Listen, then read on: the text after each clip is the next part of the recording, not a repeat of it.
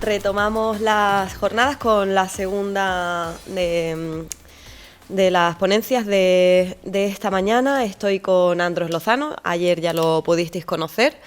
Él es periodista del Mundo y el escritor de Costo, las leyes del Estrecho, que bueno, es un libro fácil de leer, o sea, no es nada denso, no es complicado, pero yo te voy a hacer algunas preguntas para que quien no se lo haya leído, sin desvelarles demasiado, para que lo compren, porque al final hay que comprar la cultura, hay que pagarla, ¿vale? A mí me encanta esto, Andros. De hecho, pensaba que era lo típico que viene siempre en el libro, que es un rollo y que al final te acaba molestando y lo acabas tirando, pero no, es como... Una infografía donde... Es la guía básica del narcotráfico. Es como el abecedario del narcotráfico. Es una forma, porque cuando lo ha hecho Artur Galocha, que trabaja para Washington Post, es un gallego que es un mago haciendo infografías. Es espectacular. Y claro, al final sirve para dos cosas, para conocer... Bueno, hay algunos testimonios de algunos de las personas que aparecen en el libro que son muy contundentes, pero luego lo que sirve es para ubicar en el mapa el estrecho, las implicaciones geográficas que tiene y luego cuánto mueve cada peón del narcotráfico y cuánto cobra y qué se hace, o por ejemplo aquí cómo se puede introducir la mercancía, no solo a través de una lancha o un contenedor, sino que lo meten por submarinos, por helicópteros, por avionetas, y es una forma también de explicar de una manera muy rápida y gráfica cómo funciona el negocio. Yo creo que tu libro podría ser un resumen de estas jornadas, en realidad, ¿no? Porque tratas de todo un poco por lo que he ido leyendo, no me lo he acabado, lo confieso, pero es que no me ha dado tiempo, pero sí que es como una especie de guía para entender un poco las causas, claro, y qué consecuencias. Es lo que yo pretendía. Mira, a mí me proponen este libro en 2018, es la misma editorial de Toma, familia, por si queréis verlo. Es la editorial de Libros del Caos, y en ese momento ya el fenómeno Fariña ya les había estallado a la editorial, se estaba rodando una serie. Y lo que me proponen a mí es si creo que hay un relato más allá del puro relato judicial o policial en torno al narcotráfico en el sur de España. Y era 2018, yo les dije en ese momento que sí, pero que en ese momento era un momento de ebullición, que lo último había todavía que dejarlo sopesar y que pasaran cosas, como luego pasaron, porque... Se sacó de un hospital a un narcotraficante muy conocido, murió un niño cuya familia está vinculada con el narcotráfico a manos de una lancha que pasó por encima de ese niño. El Ministerio del Interior creó creó un plan de seguridad en el campo de Gibraltar que luego se extendió, y un grupo dentro de la Guardia Civil que luchó contra el narcotráfico por toda Andalucía. Entonces necesitaba todavía que pasara el tiempo, pero porque mi pretensión no era quedarme en meras historias de narcos y cómo los detienen, porque al final es muy repetitivo. Yo lo que quería era trasladarle al lector cómo el negocio ha ido evolucionando hasta llegar hasta nuestros días, cuando el negocio no es solo hachís, el negocio no es solo por lanchas, no es solo por el mar, sino y además que se han ido incorporando con el paso de los años mercancías como la cocaína, y cada vez de una manera más abrupta. Entonces voy hasta los años 80, viajo a muchos de esos sitios para contar a través de testimonios que vivieron de primera mano el narcotráfico en esos inicios, hasta hoy. El libro tarda en publicarse casi 5 años, yo estoy 4 escribiéndolo más o menos. Parte de la investigación ya la he hecho, pero también me requiere parte de investigación y de reporteo sobre el terreno. Y se publican en abril de 2023. Incluso todavía hay algunas de las historias que yo cuento que estaban pendientes de sentencia, hay gente que está fugada, como el Messi y el Hachís, que está en Marruecos. Entonces hay historias que tuve que hilar muy fino también para la parte jurídica, porque me podían demandar. ¿Te imaginaste alguna vez escribiendo un libro? No, porque es verdad que cuando empecé a investigar el narcotráfico, que fue 2010 o así más o menos, aunque en el libro lo cuento, que hay un viaje a Barbate cuando me doy cuenta de todas las implicaciones que tiene, o que hay un mundo por contar que no se estaba contando, porque en el libro, si alguno habéis leído Fariña, hay un montón de... porque habla de años mucho más atrás, hay un montón de referencias a otros libros, a reportajes, aquí en el libro apenas hay bibliografía, bueno, no hay bibliografía, y yo cito un par de reportajes del País, de otros compañeros, pero no había alguien que se adentrara en ese mundo de una manera consciente y especializada y siempre estar atento a... No había nadie en España que eso lo hubiera hecho en el sur. Y poco a poco me fui ganando confianza de fuentes, fui viajando a sitios, hablando con narcos, con sus familias, con guardias civiles, con policías, con jueces, con fiscales, y poco a poco fui entendiendo cómo era el negocio, y eso es lo que traslado en el libro, y al final es una especie de recorrido histórico y a su vez geográfico de cómo la evolución del propio negocio ha ido afectando en determinados sitios de una manera más activa o menos. Luego también hablo de la importancia de los ríos. Los ríos no todo es costa aquí en Andalucía, los ríos tienen una importancia vital. Ahora se está viendo en el río Guadalquivir, que seguramente no haya ningún sitio tan activo en cuanto al narcotráfico como el río Guadalquivir ahora mismo. Entonces, todo eso se puede leer en el libro y conocer historias que a veces parece, mucha gente me dice, pero eso es una novela. Digo, no, todo es real, o sacado de viajes míos a esos sitios, o de causas judiciales, o de entrevistas, y todo eso ha sucedido. Lo que pasa es que hay veces que la realidad supera a la propia ficción o a la propia imaginación de un escritor. Yo por eso digo que yo no pretendía nunca, yo pretendía investigarlo para mi trabajo, que luego se convirtió en un libro, pues estupendo. Sí, por eso yo decía que es un libro fácil, porque no es una novela, o sea, podría ser incluso un ensayo. Sí, un ensayo sí, periodístico, hay no... un único personaje.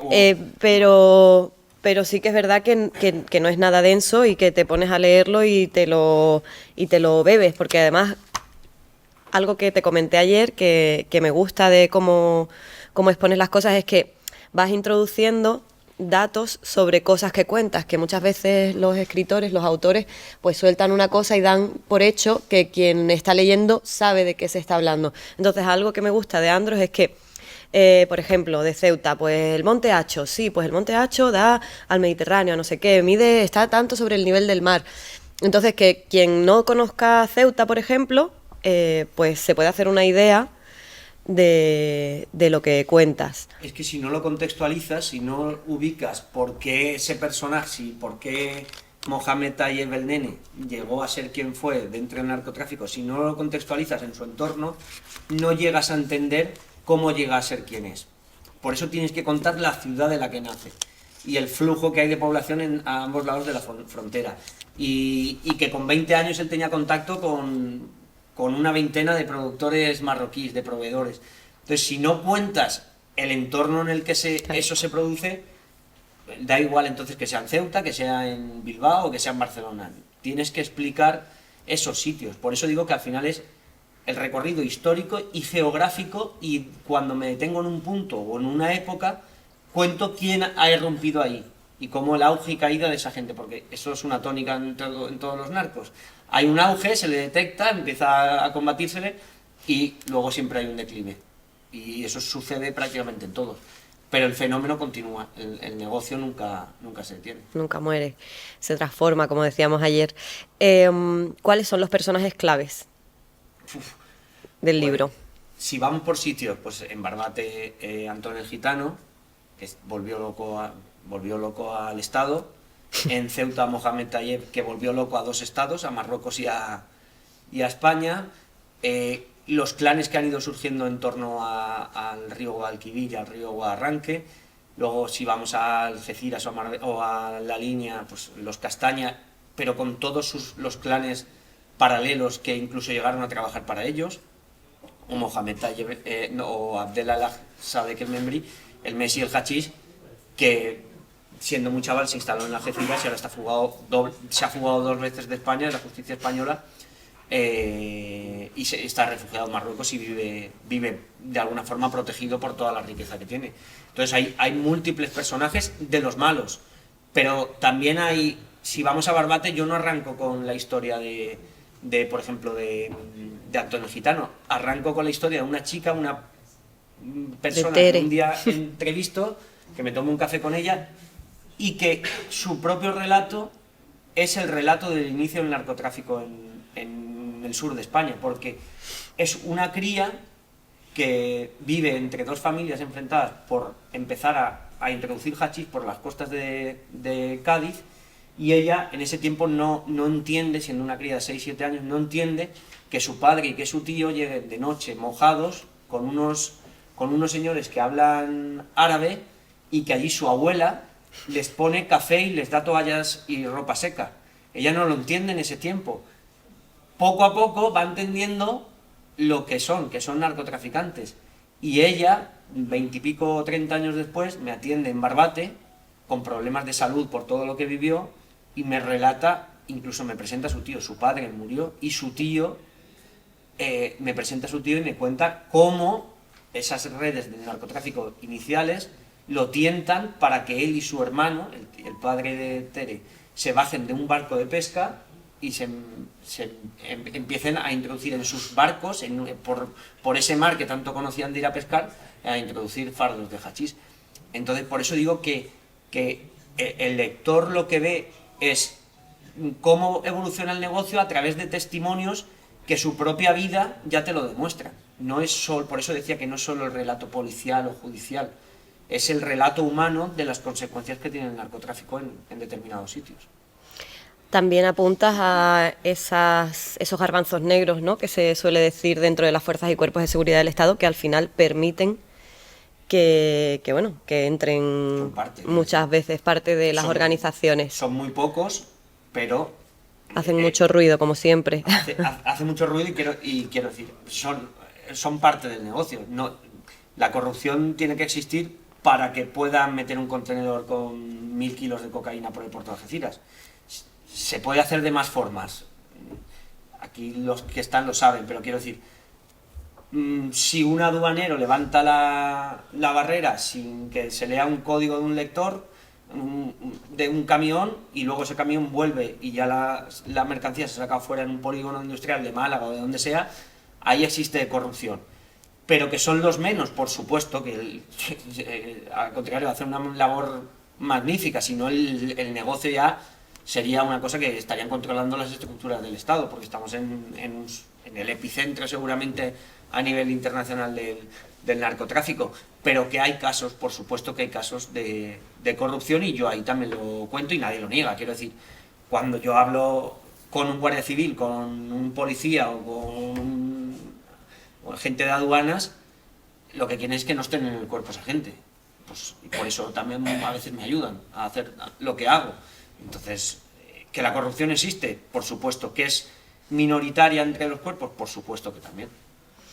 Hablas en una de las páginas, respeto, no miedo, que es lo que te dice un agente de policía, ¿no? Que se tiene respeto pero no miedo. ¿Qué te cuentan los agentes de policía, también, guardia civil, aduanas, con los que hablas para poder hacer tu trabajo? Es que ellos tienen asumido que cuando tú actúas contra un delincuente, ciertos riesgos hay. También en el libro hay un capítulo o un pasaje del libro que cuento que antes en el norte, en el País Vasco y en Navarra, existía el síndrome del norte entre los guardias civiles y los policías porque podían atentar contra ellos.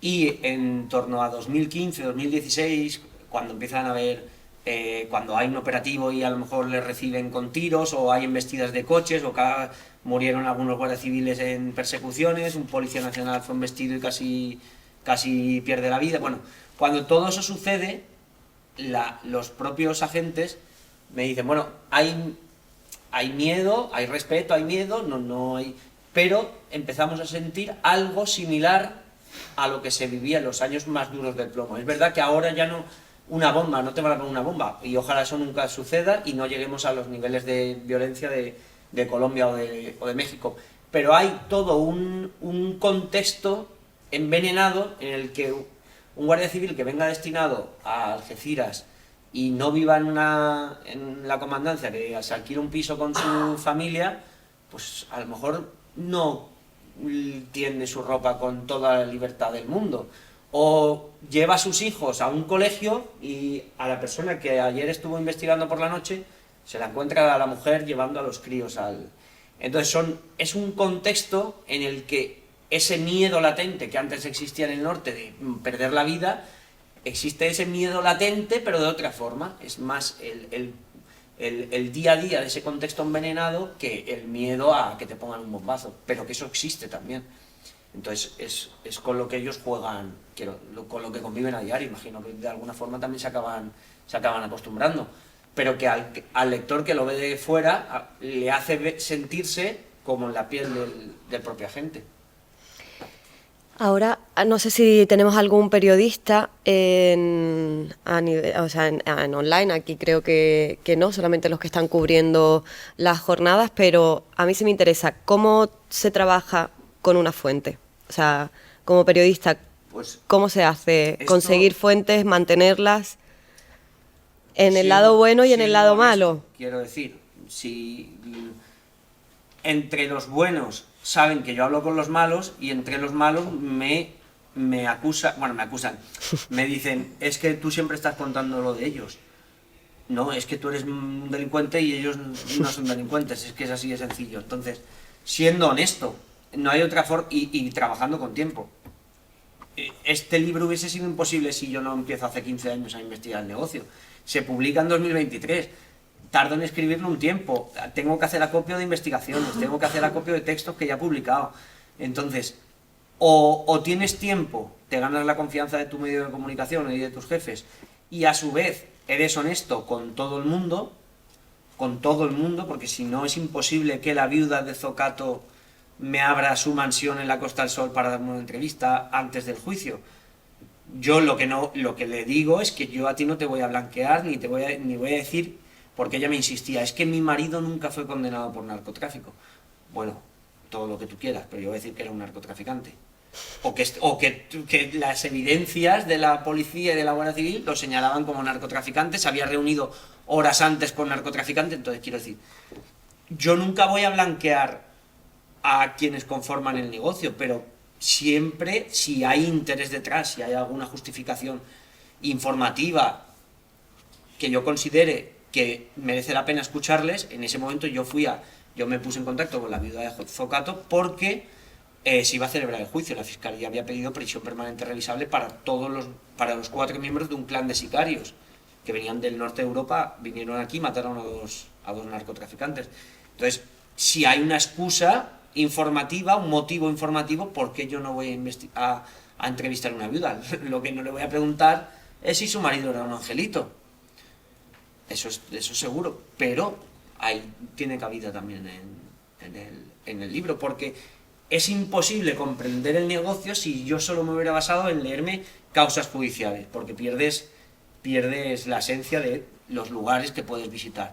Si no tienes que abordarlo desde todos los prismas, y cuando lo abordes desde todos los prismas es cuando entiendes el negocio. Hay abogados que se lo han leído y han dicho, joder, qué bueno es esto, no sé, no quiero hablar del trabajo en sí, pero quiero decir, porque cuentas lo que él ve, luego lo que le cuenta a su cliente, lo que ha hablado con la policía o lo que ha visto durante un juicio, relatado durante las vistas. Entonces, al final es hacer una componenda en conjunto y así trasladar lo que es el negocio. Desde luego es una guía básica, o sea, yo lo pondría en primero de cualquier carrera relacionada con el sistema punitivo penal o con cualquier cuestión en periodismo, porque sí que es verdad que hay un hilo conductor muy claro y cómo entremezclas las historias lo hacen atractivo y de verdad que es súper fácil de leer. Yo Lo tengo desde hace 2 días, porque organizando la jornada se me había olvidado que yo presentaba una de las... O sea, hablando con todos los ponentes se me había olvidado que yo también tenía que sentarme a este lado. Entonces le llamé y le dije, Andros, tengo este problema. Hablé con una librería de aquí de Ceuta, me consiguieron un libro. De hecho, la idea era tener libros para que los pudieseis comprar si alguien quisiera. En la librería Crispi sé que están, no sé si en la librería en Sol también, pero... Es un libro que hay que tener, o sea, cualquier persona a la que le interese el tema del narcotráfico, los sucesos, tienen que tenerlo como libro de referencia incluso. Gracias. Y no, sobre todo para los que tenemos o sea, para los que sí que nos gustaría algún día escribir algo, dices, pues se puede hacer fácil, no te tienes que ir a un ensayo periodístico que sea infumable, sino que Claro, se puede hacer fácil. Claro, al final eso es como una... Yo lo planteo, hay como 5 bloques temáticos o así, pero yo lo que lo voy planteando es como suma de pequeñas o más grandes historias. Y entonces esa suma, desde hace 40 años hasta ahora, tú, el lector, es fácil que vea la evolución del negocio. Pero claro, tú lo estás viendo a través de personajes. Y esos personajes, sus vidas, te hacen entender cómo evoluciona el negocio. Entonces creo que era la manera más sana, más ágil, más sencilla de que el lector, si se ponía delante de estas páginas, pues entendiera como por qué sucedía aquí, por qué sucede luego no solo aquí, sino en determinados puntos, y por qué eso tiene unas consecuencias. Y cómo, si la presión policial se ejerce en el campo de Gibraltar, se descabezan los grandes clanes y se les envía a prisión, esos mismos narcos que todavía están en libertad se van al río Guadalquivir y se alían con otros. ¿Por qué eso sucede? Pues ahí se explica. Y te van dando señales de hacia dónde la última parte del libro, que es la más extensa, que es la línea de Algeciras. Por eso dije precisamente a la editorial en 2018 que esto había que dejarlo, que pasaran cosas, ya apuntan a lo que estamos viendo hoy. El río, esa importancia que tiene el río Guadalquivir, que ha vuelto a tener el río Guadalquivir con lanchas saliendo a por un narco submarino con 6.000 kilos de cocaína. Eso no aparece en el libro, eso lo conté hace 3 semanas en mi periódico. Pero ya A ver, segunda parte entonces. No sé, habrá una del costo a la fariña. Una actualización seguramente en la 3ª edición, porque hay historias que siguen vivas, ha habido alguna sentencia por el camino, alguna absolución que no tiene tampoco mucho sentido, pero a lo mejor, y si no así se queda, que tampoco pasa nada, pero es posible, porque está vivo el negocio. Había un momento que yo decía, ¿cuándo paramos? Y ya la historia me dijo, ya. Hasta aquí. Creo Fueron ahora... ellos los que te marcaron sí, porque dije, lo iba leyendo, tenías un editor, entonces dijeron, yo creo que hasta aquí está bien, y ya apuntas todo lo que venga, pues ya veremos lo que hacemos con lo que venga. Me ha hecho gracia porque has dicho la última parte, que es la más extensa, es de la línea y de Algeciras, pero la última parte es tu viaje en una narcolancha, que eso, ojo, el primer periodista que se embarca con los narcos y cruza el estrecho cargado y se te fue la pinza. O sea, no. A ver, ¿en qué momento le planteas a tu familia que te vas a embarcar? O... Mi mujer se enteró meses después, que lo mejor es que no nos lean. Mi mujer se enteró meses después porque su gestor le dijo, le voy a sacar un seguro de vida a tu marido. Y dijo, ¿cómo? Y dice, sí, ¿no has leído esto que me ha llegado lo publicó hace ya tiempo, pero me ha llegado ahora? Madre mía. Y entonces... La tienes que tener contenta, ¿no? No, porque yo vivo muy tranquilo, pero precisamente por esa honestidad, quiero decir. Si quisiera venir una por mí, sabe perfectamente de dónde me muevo, dónde estoy, pero yo tengo 3 niños, yo vivo muy tranquilo y no... Que claro que es una situación incómoda.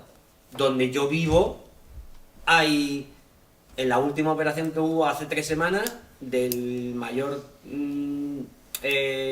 clan de narcos ahora mismo, de narcotransportistas del estrecho, uno de los cabecillas era de allí. Y yo 3 días después estuve en un bautizo con toda su familia. Pero su familia es decente y él no. Entonces, si quisieran venir a por mí, pues vendrían mañana. pero su hija estaba en ese bautizo. El padre de la niña que se bautizó es íntimo amigo mío y es primo hermano de ese chico. Pero él es camionero, no tiene ninguna... Este chaval no tiene una vida sana, normal, decente, y su primo es un gran narcotraficante. Pero es que eso va a suceder siempre, siempre. Esas cosas pasan. ¿Y cómo decides tengo que hacer esto? O sea, tengo que vivirlo tan de cerca que... Porque quería contar cómo es el negocio. Mi obsesión es contar todas las ramificaciones que tenga el negocio, y una es esa. Yo no me voy a montar en un narco submarino desde Brasil hasta... porque lo más probable es que te mate y nadie te va a dejar. Pero incluso me lo plantearía, pero lo más probable es que te puedas morir, que... En eso de la lancha había riesgo, claro, y te pueden pasar cosas. Pero el menor riesgo que yo veía era que me detuvieran. Porque decía, yo ya explicaré lo que tengan que explicar. Yo antes, previamente, ya, es verdad. ¿No habías avisado a nadie? Sí, a alguna gente. ¿Alguna fuente o algo? En plan, voy a hacer esto. En todos los cuerpos y en la fiscalía. Pero, por eso digo pero que si llega un juez y me quiere meter hacia adentro, yo voy hacia adentro. Yo eso lo asumo. Ya me explicaría más tarde, cuando me llamaran a declarar, cuando se hiciera toda vez. Ya eso, el riesgo era que hubiera un accidente, que hubiera una persecución policial y porque eso pasa. O que los narcos con los que iba, uno se le fuera la pinza, yo eso lo asumía. Pero porque si ellos lo que quieren es que salga bien su negocio, en el momento que ya me dejan estar ahí, yo mientras no hable mucho ni les dé mucho la tabarra, yo solo fui testigo, yo no hice absolutamente nada. Que me miraban alguno con cara extraña, ¿por qué viene este aquí? ¿O quién es este que no está haciendo nada? Porque cuando llegamos a Marruecos, en la playa les empezaron a meter los faros. Yo me puse ahí como... Yo no hice nada, quiero decir, a mí lo único que se me permitió fue ser testigo. Yo no sé ni quiénes eran los dueños, ni quiénes eran los clientes que luego yo no sé nada de eso. A mí me recogieron en un sitio, me pusieron en la lancha y cuando llegó la mercancía a la costa de Cádiz me quitaron de en medio cuando la estaban alijando. Entonces yo no sé nada más. Es verdad, que no sé, os lo juro que no sé nada más. No sé para quién trabajaba la persona que me permitió. ¿Y cuando empiezan a lijar la droga en Marruecos, quién está allí? O sea... Aquello es lo fácil. A ver, la salida desde Marruecos es muy sencilla. O la hacen a unas millas del mar, en barquitos no sé qué, o desde una playa, que es lo que yo vi. Nada, es que desde lejos, porque a ellos les da unas coordenadas, hay un tío que va con un GPS, pero es que desde lejos le estaban haciendo como con linternas señales desde un punto de la costa. ¿Te dejaron grabar algo? No. Solamente verlo. No, me registraron varias veces, yo les insistí. O sea, ¿tú ibas sin teléfono, ni documentación, ni nada? Yo iba sin nada, todo me lo dejé en el coche, yo no podía llevar nada. Ni documentación. No, nada, todo me lo dejé en el coche. Yo ya, antes de que me registraran, yo ya había dejado todo en el coche. Yo no, ¿para qué? No, sabía que... Yo les insistí en que me dejaran ir con un fotógrafo, yo era una persona más, ya decían que no, que...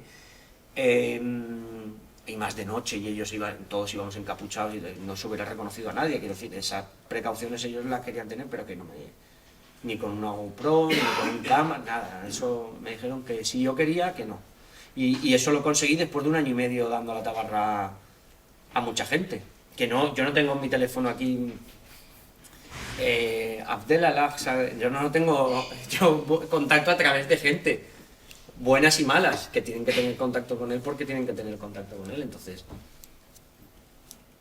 la primera vez que se entrega a Messi es a través de un capitán de la Guardia Civil y del fiscal, que ahora ya no está. Uno se puede acercar a un narcotraficante de 1000 formas. No digo que fuera la forma, a través de un guardia civil ni de un fiscal en ese caso, pero que quiero decir que te puedes acercar, pero te tienes que ganar la confianza de toda esa gente que de alguna forma está en el negocio, si no es imposible. Si no llegar a esos extremos es imposible. Yo me he dado cuenta que es imposible. No sé, estáis ahí hablando, nos interesa porque la idea de la presentación es que sea también... ¿Qué ganan los narcotraficantes, por ejemplo, invitando a un periodista? No, nada. Entonces, ¿cuál es el interés? Entonces, Pues, pero el interés suyo es el dinero. Eso, ya no digo que el gran interés de ellos es el dinero. Si de vez en cuando cometen insensateces para ellos, como dejarme a mí, porque yo podría haberlo, pero ellos también son listos en ese aspecto. A mí no me contaron nada. Luego me llamó ahora está jubilado, un teniente de la UCO en Madrid, y me dijo, ¿nos podemos tomar un café? Y dije que sí, sin problema. Me dijo, pero ¿esta gente quién es? Y digo, pero que no es que yo no lo sabía, porque no me lo podían decir. ¿Cómo me van a decir los dueños de la lancha son los Castaña?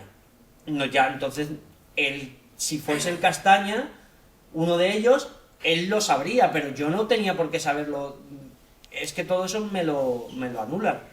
La persona que va conmigo en la lancha, con 2 personas, con 3 personas más, que a mí me ayuda a conseguirlo, yo no sé las gestiones que él hizo, yo no lo sé. ¿Qué ganan? Pues no lo sé. Es como si yo estoy haciendo ahora, ayudando en un documental para bueno, que han comprado los derechos del libro para hacer un documental. Esa es otra pregunta. Bueno, si yo estoy ayudando a eso, ahora lo contamos, si yo estoy ayudando a desarrollar eso, ¿por qué hay un narcotraficante que se deja grabar? Pues porque a lo mejor ha salido una sentencia y lo han absuelto. Y le da igual que le llamemos narcotraficante, le da igual. ¿Por qué lo hace? Pues porque luego se va a ver en una plataforma y es lo que nunca se ha visto. Porque eso no se ha visto. Quiero decir, como la vida de un narcotraficante en el día a día no se ha visto. Pues si hay alguno que se deja hacer eso, ¿por qué lo hacen? Pues porque luego lo van a ver por ahí. Imagino, que es que no lo sé. Pues al final es ponerme en su cabeza. Yo intento ganármelos. ¿Por qué lo hacen? Pues porque un juez me permite pasar 5 días con él. Pues porque quiere que se cuente esa parte judicial y cómo se lucha. ¿Por qué la fiscal me da una entrevista? Pues porque sí, porque unos están en esta parte, otros en otra, y cada uno tiene sus propios intereses. Bueno, esta tarde tenemos una mesa redonda en la que participa Noelia y Antonio Sempere, Noelia Parra de La Sexta y Antonio Sempere también del Mundo y también de aquí de Ceuta, de algunos medios locales. Y bueno, pues lo del documental, a ver, lo hablamos por la tarde, pero va a haber documental. Sí. ¿Y sales tú? O sea, ¿eres tú el prota? No, eso yo no sé si saldré por alguna cosa. Imagínate que a la gente dice, un periodista que lleva investigando esto y encima está basado en su libro, pero ahora mismo no sé. No sabes Además, cómo... Es todo muy inicial, ya se han empezado a grabar cosas, pero todo es muy inicial, ¿no? ¿Y para quién? Eso no se puede decir. Quiero decir, no por contrato que no. No, pero que lo diría si pudiera, pero que no se puede. No se puede decir. Una productora grande. No, las productoras lo hacen para una plataforma muy grande. Muy grande. Muy grande. Bueno. Entonces ya...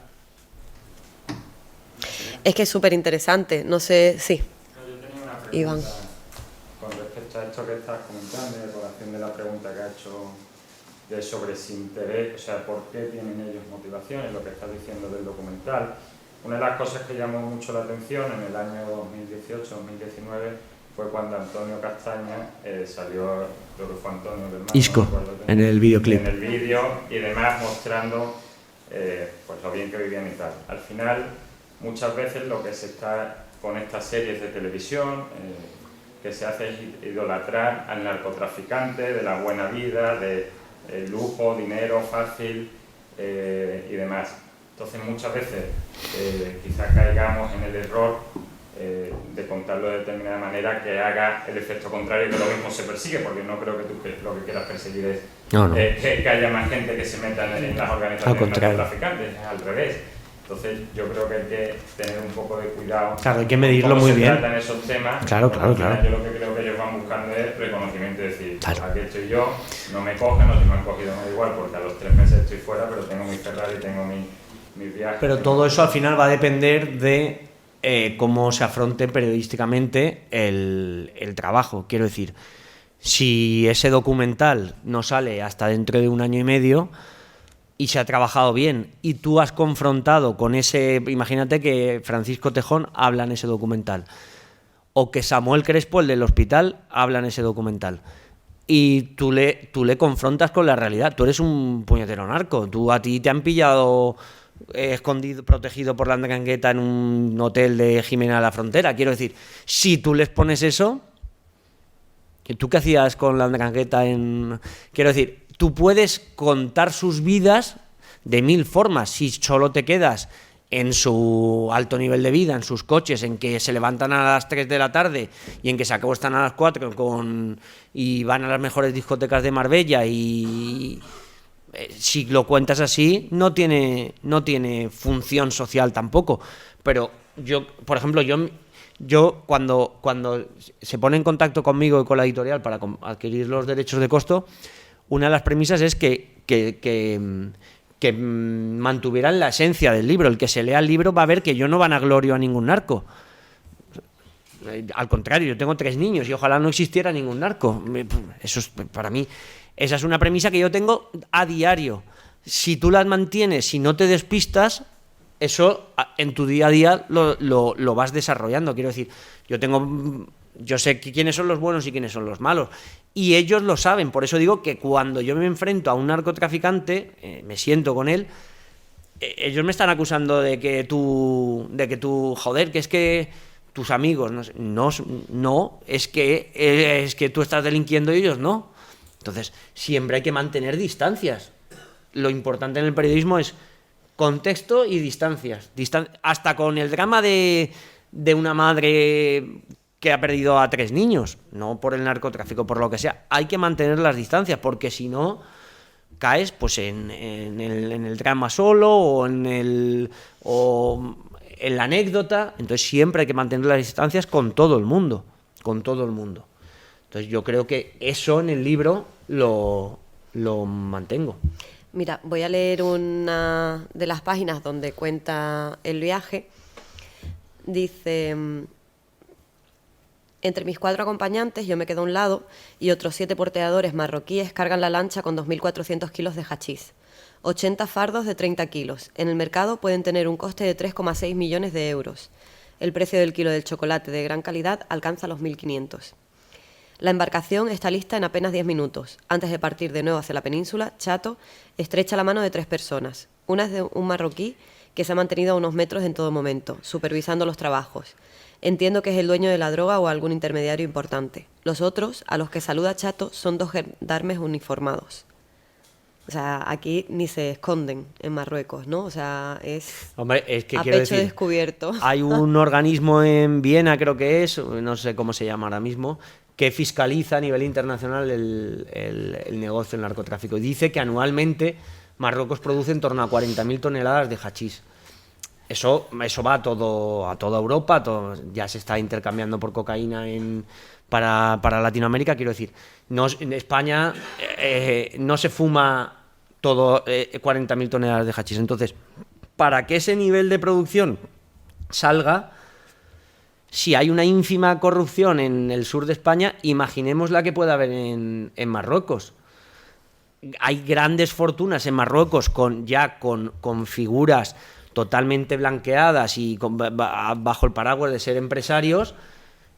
El Messi del hachís en Marruecos es un empresario y es uno de los mayores intermediarios de hachís del mundo. Entonces, bueno, claro, del mundo, porque al final, pero allí no existiría ese negocio sin la connivencia del Estado marroquí. Eso es evidente. Allí cobra todo el mundo. Allí cobra absolutamente todo el mundo. Cuando el rey va al norte en su yate, pues de vez en cuando hacen alguna operación. España también insiste pero en Marruecos hay una... Es que Marruecos, si quisiera entregar ahora a Messi del hachís, sabría... Si lo sé yo, ¿cómo no lo va a saber Marruecos? Claro, no.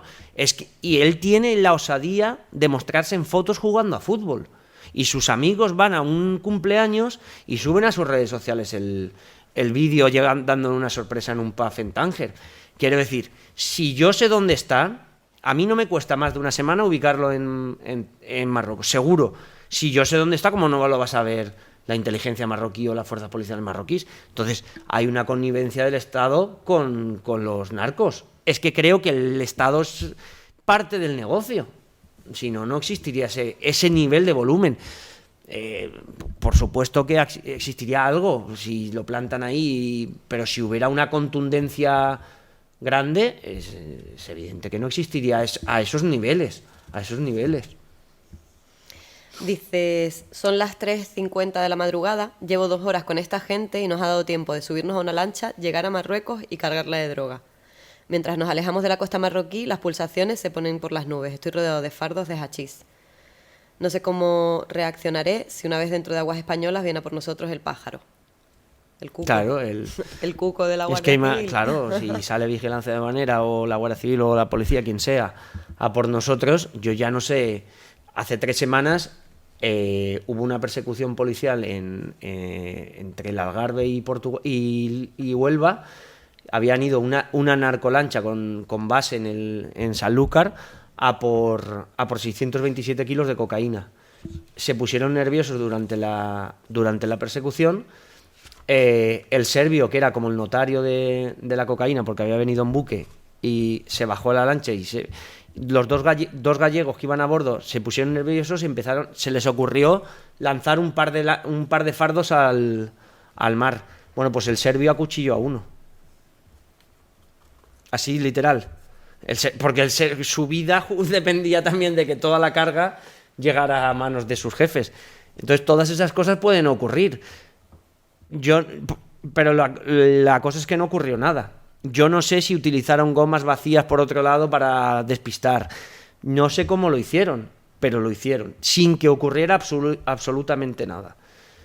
Pero porque no tenemos capacidad para controlar 800 kilómetros de costa solo en Andalucía, pero es que hay lanchas que han llegado a Ibiza, a una cala Ibiza. Entonces, ¿tú cómo controlas 24 horas al día eso? Digo, como cuando murieron 2 guardias civiles, decía, no, el ejército ahí, es que el ejército que tiene la capacidad con un buque de estar todo el rato, bueno, pues si te lías a tiros un mes y matas a 200, pues ya el 201 se lo piensa, pero eso no va a ocurrir, eso no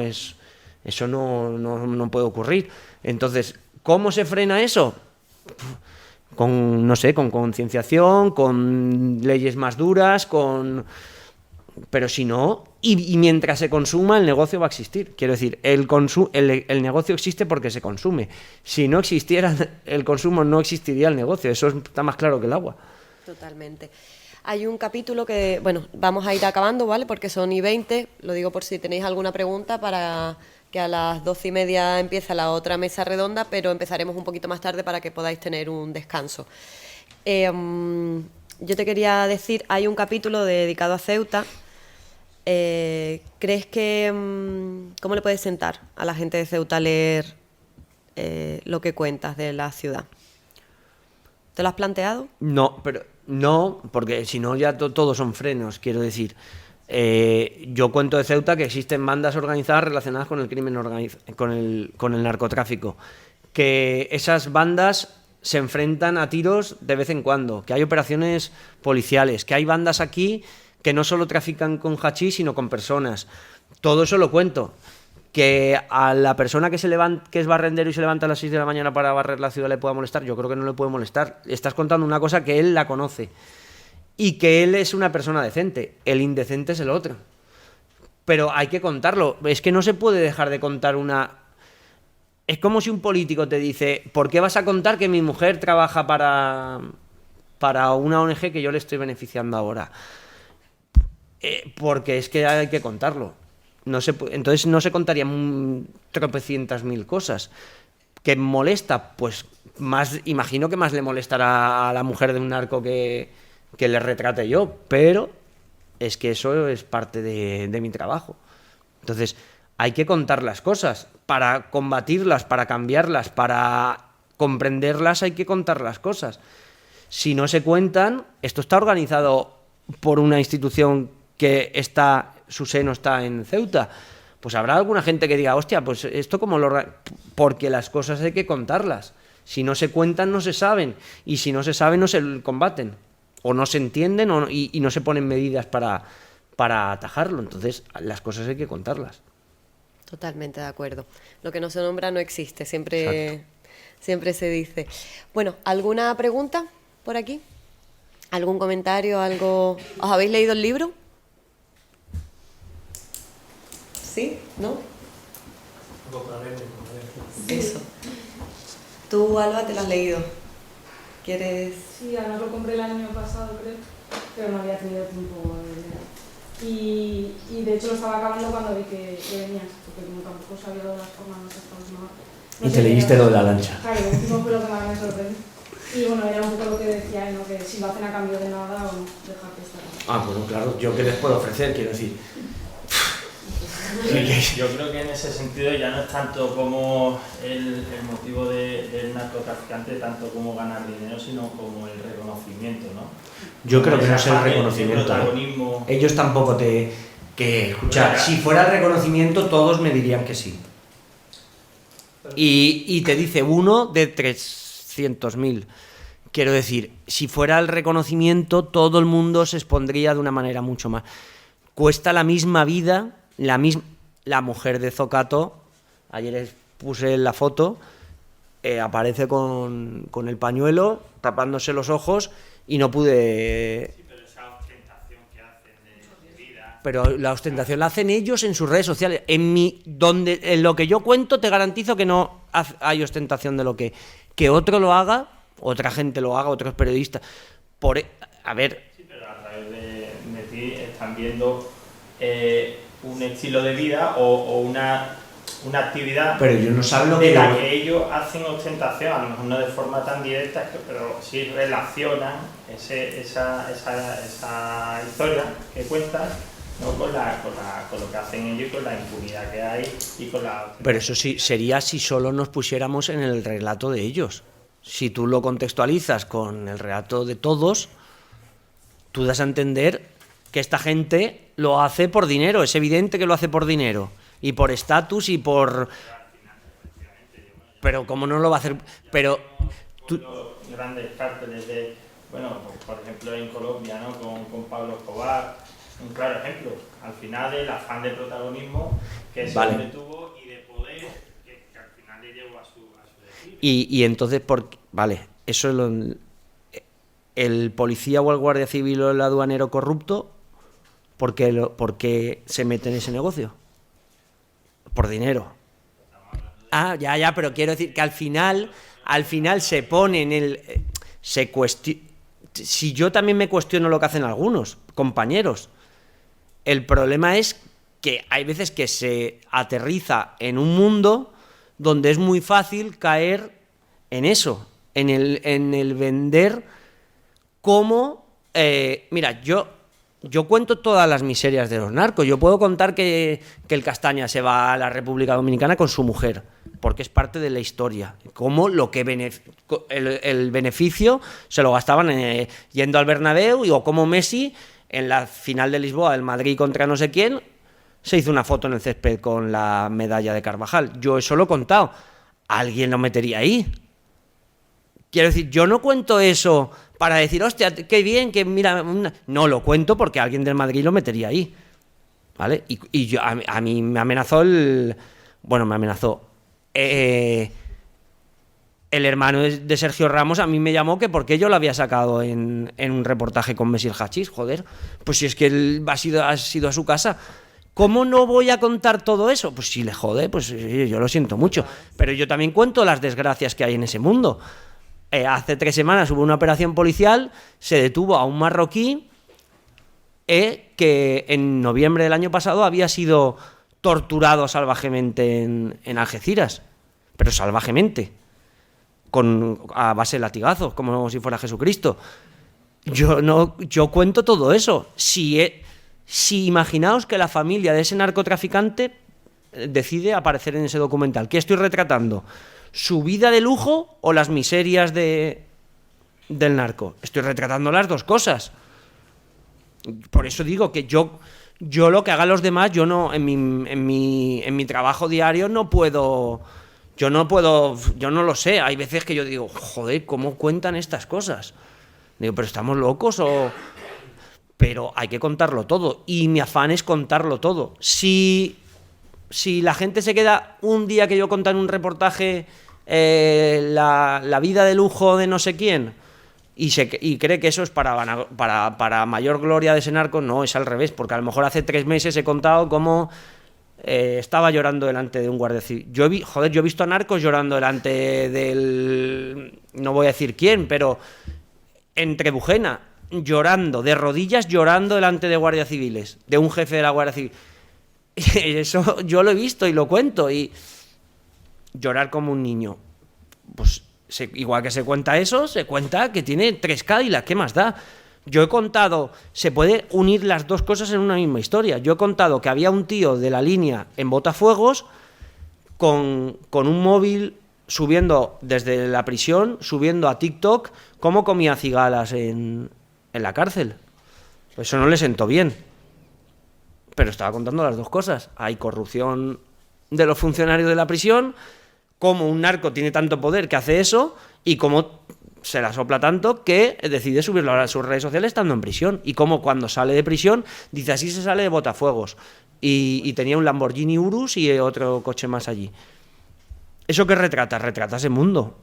El que quiera decir yo quiero aspirar a eso, yo estoy seguro de que la gente decente, por mucho que vea eso, mira, yo no me meto en eso. Joder, el mayor ejemplo es lo del otro día, lo del tío este del pueblo de mi mujer. Toda su familia es absolutamente decente. Su hermano es decente y él no. Y trabajan en lo mismo, tienen el mismo negocio. Él no. Su padre no es decente.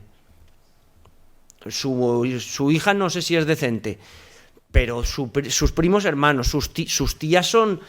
Joder, yo he comido en casa de las tías de ese chaval y son absolutos ángeles. Tendrás que contarlo todo. El que sea decente va a seguir siendo decente. Si yo hubiera querido, yo me meto a narco. Quiero decir, fíjate, más claro no puedo hablar. Si yo quiero, me meto a narco. Pues yo no me meto a narco. Pero si una jueza se quiere corromper, se corrompe mañana. Mañana mismo. Tiene que levantar un teléfono y se lo organizan. ¿Por qué no lo hacen? Pues porque... Entonces, por eso digo que hay que intentar contarlo absolutamente todo para tener todas las perspectivas. Lo que no puedes es blanquear a un narco, ni a la familia de un narco que sabe a lo que se dedicaba. Si lo blanqueas, ya entonces estás incurriendo en un falseamiento de la realidad. O si dejas de contar cosas. Hay abogados que te dicen, no, pero esto no sé qué, no sé cuántos. No. Esto no funciona así. Tú me pasas una cosa a mí, eso no funciona así. Por eso digo que yo cuento todo. Si cuento lo del serbio que acuchilla a un gallego y cuento lo del tío torturado, estás reflejando la violencia y la explosividad de ese negocio, pero también puedo contar un día que la mujer de Zocato está absolutamente acojonada, viva, por si se la cargan a ella. ¿Por qué no? Porque es otra consecuencia más del negocio, pues que no se metan. Eso lo interpreto yo no lo pongo en mis textos, pero pues que no se metan. Eso es lo que yo puedo, como persona que estoy a este lado. Entonces yo creo que es que hay que contarlo absolutamente todo. Bueno, hay una pregunta aquí en el chat. Según veo el libro y tu trabajo, es un periodismo de investigación muy conciso. Como escritor, ¿ahora te ha costado redactar vivencias tan fuertes como las que has vivido? No, al final sale muy natural. Sale solo. Quiero decir, vas a los... dentro. No, pero que quiero decir, tú has estudiado o te gustaba desde niño algo y luego todo sale, vas aprendiendo a relatar las cosas o te vas quedando con escenas en tu cabeza que dices, pues esto va a ir antes en un texto o va a ir después, o no es lo mismo escribir un reportaje para que tengo 2 páginas en el suplemento de domingo del periódico o escribir un libro, por supuesto. Te puedes explayar en escenas que a lo mejor te las tienes que dejar fuera y son muy potentes. Yo lo del serbio acuchillado lo que estoy contando ahora, yo no lo he contado, pero lo sé. Pero lo del torturado ya lo he contado en mi periódico. Entonces, te vas adaptando en función de si es un libro o es un reportaje, pero al final las cosas te salen. Cuanto más sencillo lo cuentes, mejor. Eso es una de las cosas que tengo clara, que cuanto más sencillo lo cuentes, más claro le llega a la cabeza al...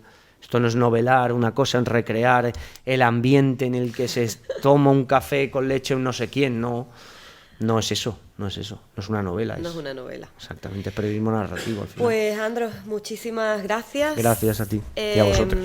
Costo, Las leyes del estrecho, y bueno, os animo a todos a adquirirlo, y el año que viene en las segundas jornadas, que espero que las haya, pues nos presentamos otro libro, pero hablamos también, retomamos y nos contáis a ver qué ¿Qué os parece? Nos vemos ahora en 15 minutos, si os parece bien, con la mesa redonda Consecuencias de la globalización, coordinación e interoperabilidad policial, con Javier Valdenebro Tianut, con Ricardo Herranz Sánchez, con Pedro Manuel García Vázquez e Iván Alejandro Moreno Díaz. En 15 minutos volvemos.